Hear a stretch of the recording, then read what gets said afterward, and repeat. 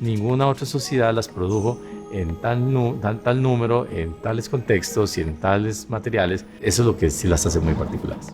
The Mystery of Ancient Costa Rica's Stone Spheres, Part 1 of 2. Continue watching to find out more. The people asked, "Oh, Allah's apostle, is there a reward for us in serving the animals?" He replied, "Yes, there is a reward for serving any animate living being." Hadith, Islam.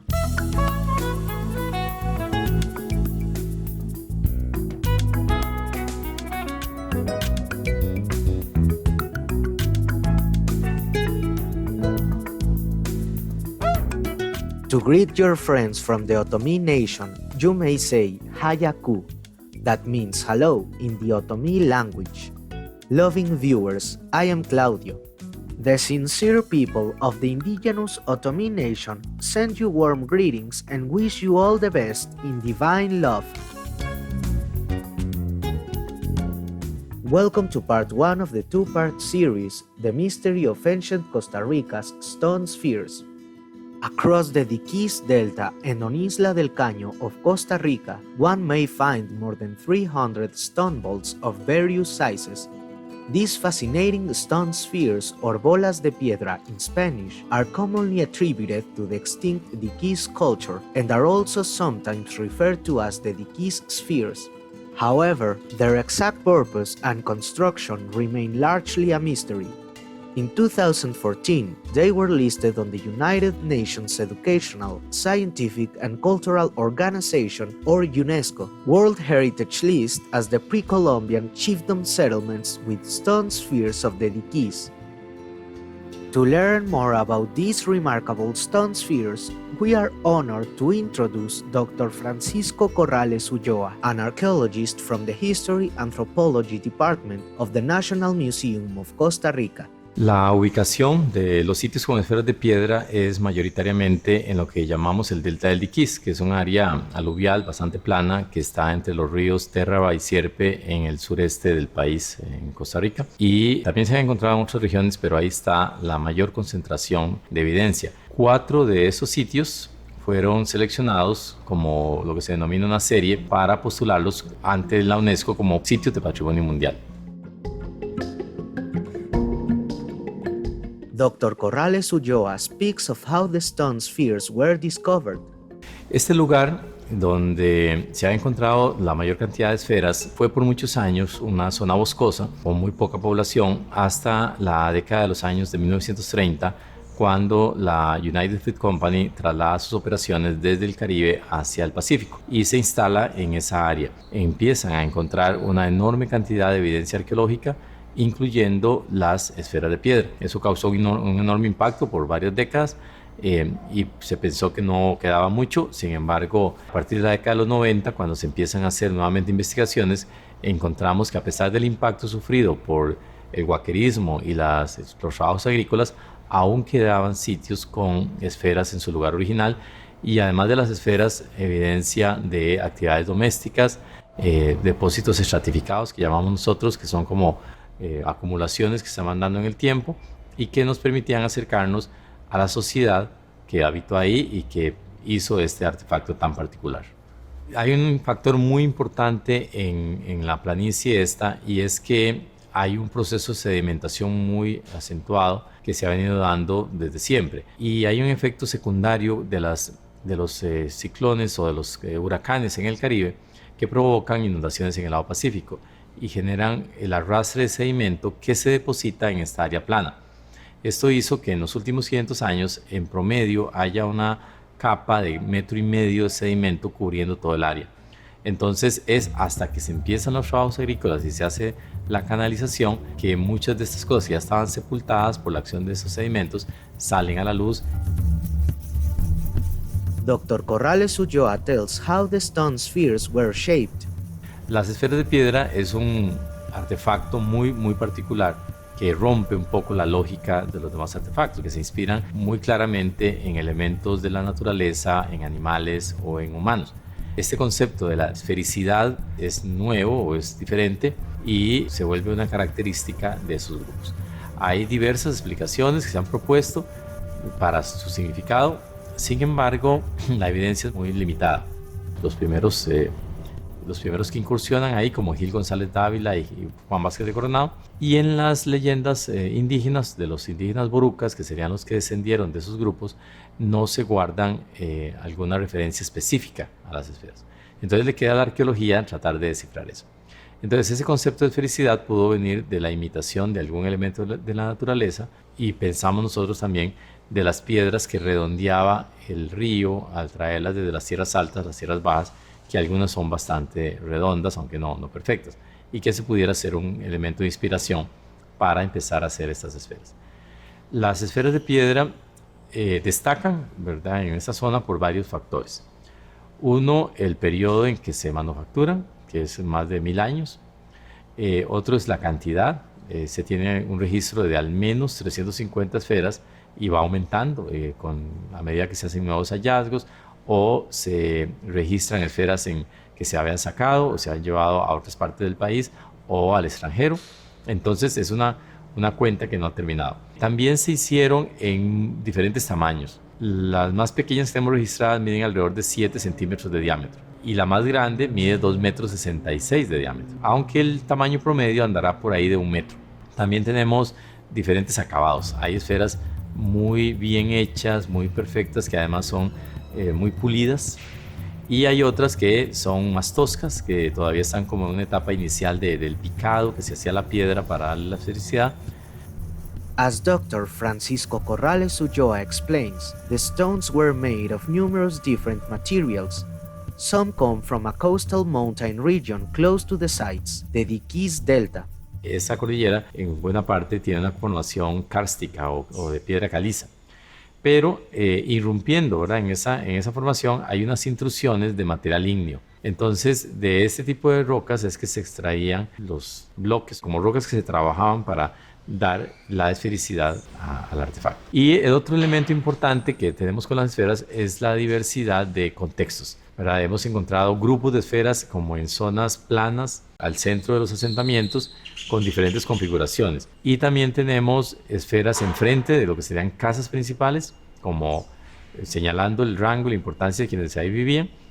Esferas en lugares aislados fuera de los asentamientos o cercanos a ellos, como marcando un lugar especial o un límite. Tenemos esferas pequeñas que se colocaban junto con esculturas de animales y personas, muchas de ellas esculturas fragmentadas, y hay algún caso en el cual se ha documentado esferas dentro de tumbas. Entonces el artefacto utilizado de diferentes maneras y en un diferente rango de tiempo y con otras características que también se han establecido. Hay esferas en otras partes del mundo, no fue exclusivo, pero ninguna otra sociedad las produjo en tal número, en tales contextos y en tales materiales como para decir que es un elemento característico del grupo, que era su elemento distintivo, su emblema.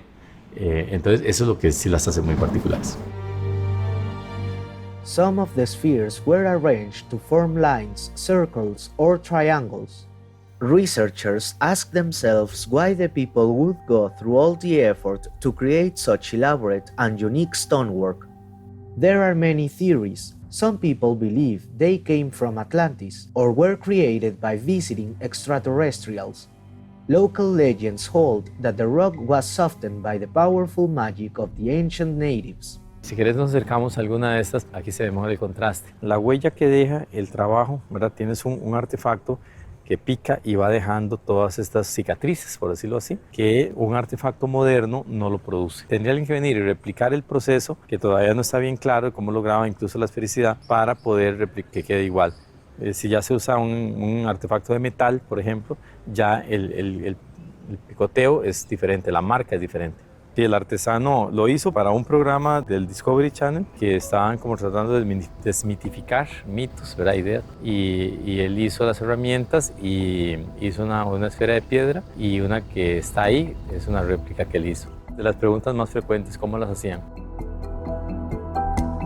Welcome to part 2 of the two-part series, The Mystery of Ancient Costa Rica's Stone Spheres.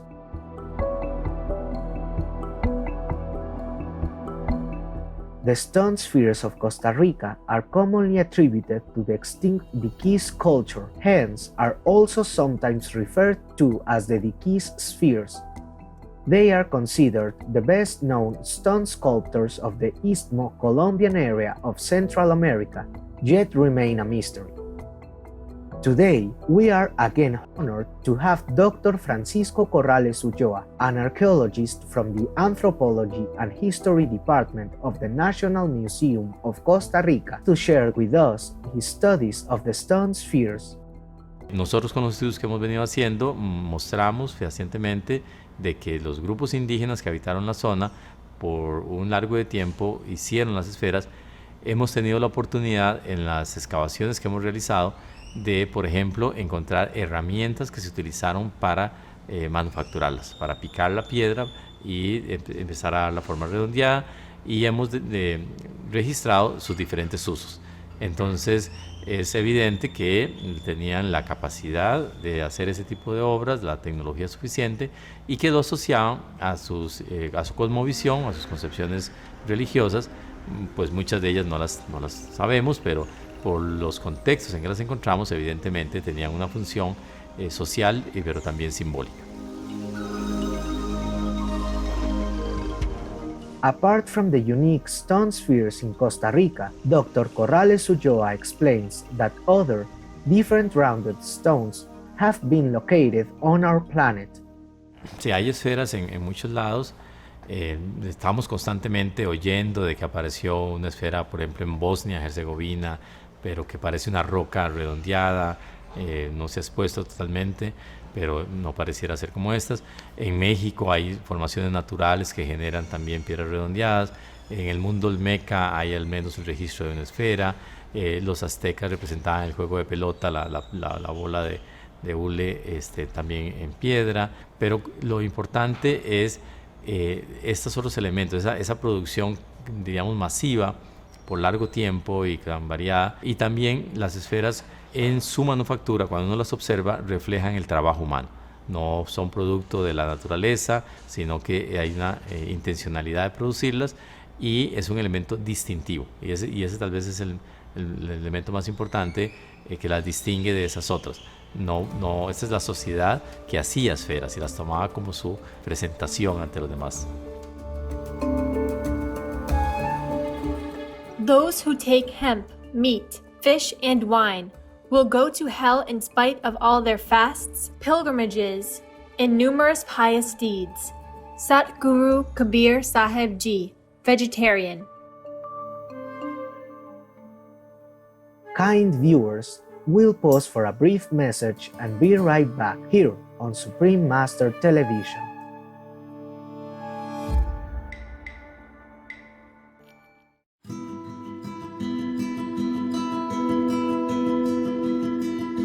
Welcome back to The Mystery of Ancient Costa Rica's Stone Spheres, Part 2 of 2. Dr. Francisco Corrales Ulloa explains how the environment affected the way people created the petrospheres. Toda esta zona, las sociedades que hacían esferas se ubicaron en un medio ambiente muy favorable, pero a la vez muy difícil. Esta es una zona de bosque tropical lluvioso, de tierras bajas, sometidas a inundaciones cíclicas, con gran tectonismo, pero con una enorme riqueza natural. Esta planicie se ubica entre dos ríos, el Térraba y el Sierpe. El río Térraba es uno de los más largos del país y con una gran variedad altitudinal, y el Sierpe nace en una laguna y luego hace un recorrido meándrico por el manglar del Térraba Sierpe, que es uno de los manglares más grandes de América Central, y desemboca en la costa pacífica. Al frente está la isla del Caño, y todo eso genera una serie de ecosistemas variados con una gran cantidad de recursos de bosques altos, de recursos de planicie y de manglar, y los recursos costeros y marinos. Ahí era un lugar de confluencia con una enorme disponibilidad de tierras para cultivar, con recursos de bosque, pero también un ambiente retador. Había que lidiar con las inundaciones. Dr. Corrales Ulloa explains that other artifacts showed that the animal people played a very important role in the religion and belief systems of the societies who made the stone spheres. Por supuesto estaba todo el uso de alimentación, ¿verdad? Y consideramos que para esta época tardía en que se fabrican las esferas, de 800 a 1500, el sistema de milpa, que giraba alrededor del cultivo del maíz, de frijoles, de calabazas, los animales tenían un papel muy importante en la religión o la cosmovisión. Así es que vemos una gran representación de animales como felinos, ¿verdad? Jaguares u otros más pequeños, reptiles, de saurios, lagartos o cocodrilo, que es el que hay ahí, y también de otros animales, en fin, animales que a veces se temían y que entonces se respetaban y se incorporaban dentro del sistema de creencias. Uno los ve representados en los objetos de cerámica, en los objetos de piedra, en los objetos de oro. Esta misma sociedad que hizo las esferas de piedra fueron los que hicieron los objetos de oro que son tan destacables en la arqueología costarricense. Las fuentes de oro quedan muy cerca, en la península de Osa. Entonces todo ese entorno natural se ve reflejado en los medios materiales que tenían ellos para expresar su visión artística e ideológica del mundo. Along with the stone spheres, archaeologists have found settlements of ancient societies related to Central America. Cuando se empezaron las investigaciones y se empezaron a encontrar sitios arqueológicos con esferas de piedra en su lugar original, que además tenían construcciones, por ejemplo, montículos artificiales con paredes de piedra, también basamentos de viviendas, áreas de cementerio, comenzamos a valorar de que realmente teníamos ahí asentamientos que eran no solo de relevancia para Costa Rica, sino también para la región, el sur de América Central. Esto porque estas son zonas de bosque tropical en donde no se dieron esos grandes centros monumentales a nivel de estado como en Mesoamérica o en el área andina, pero que este conjunto de asentamientos que representaban a una sociedad que tuvo un desarrollo particular y que al tratar de entender el desarrollo de la humanidad como un todo, era necesario conservarlos, investigarlos y ponerlos a disposición de los visitantes o de la nación. Eso nos llevó también a considerar de que era importante postularlos ante la lista de Patrimonio Mundial. In 2014, the pre-Columbian chiefdom settlements with the stone spheres of the Diquís were collectively listed as a United Nations Educational, Scientific and Cultural Organization, or UNESCO, World Heritage Site. Dr. Corrales Ulloa reiterates why it is so important to protect the sites. Es un gran paso el que se dio para reconocer las sociedades preestatales y las manifestaciones que se dan en este tipo de grupos que tal vez no generan una monumentalidad, pero que es muy compleja en términos de los aspectos simbólicos y artísticos, rivalizan con cualquier otra sociedad en cualquier momento de la historia. La declaratoria de los sitios como esferas también conlleva una serie de deberes, ¿verdad? Además del prestigio y el reconocimiento a esas sociedades, obliga al Estado costarricense a tomar las medidas para conservar lo que se denominan los valores excepcionales de esos sitios que se conserven en el tiempo. Y uno de ellos es el de la integridad, ¿verdad? Que no hayan elementos ya sea de desarrollo o elementos naturales que vayan a afectarlo. La zona, por estar en una zona tan baja, a 10 metros sobre el nivel del mar, sometida al peligro de inundaciones y genera o lo pone al sitio dentro de los sitios amenazados por el cambio climático. La alza en los niveles del mar que se vienen notando podría afectar el área, dado que realmente lo separa de la costa nada más la barrera del manglar. Y cada vez vemos que las lluvias son más intensas y que los niveles de inundación son más altos. Entonces ya el sitio está siendo considerado por los impactos que tiene. Se han hecho estudios de hidrogeología para tratar de ver los niveles freáticos, cómo afecta eso la evidencia, y ya hemos pasado por lo menos por un evento de inundación bastante alto, que el agua llegó hasta casi 2 metros, y valorando los impactos que tiene esas inundaciones sobre el recurso arqueológico. Evidentemente habrá que tener esto muy presente en todo el manejo que se haga de estos sitios de aquí en adelante. All information concerning the scientific evidence of climate change and its solution is in Supreme Master Chin Hai's book From Crisis to Peace, free for download at crisistopeace.org. Our deep appreciation, Dr. Francisco Corrales Ulloa, for sharing your knowledge and understanding of the mystery and magnificence of Costa Rica's ancient stone spheres. Our gratitude also to all archaeologists, researchers, groups, and individuals working to share more insights and preserve these important sites. Let us all do our part by adopting the climate-stabilizing vegan lifestyle. For more information on the stone spheres of Costa Rica, please visit museocostarrica.go.cr. Vegan, 'cause we can't feign ignorance of what happens anymore. Noble viewers, thank you for your gracious presence today. Coming up next is Four Seasons, Part 4 of 4, The Vibrance of Winter, right after noteworthy news, here on Supreme Master Television. May the beauties of Mother Nature adorn your days with joy and gratitude. Our programs offer many languages.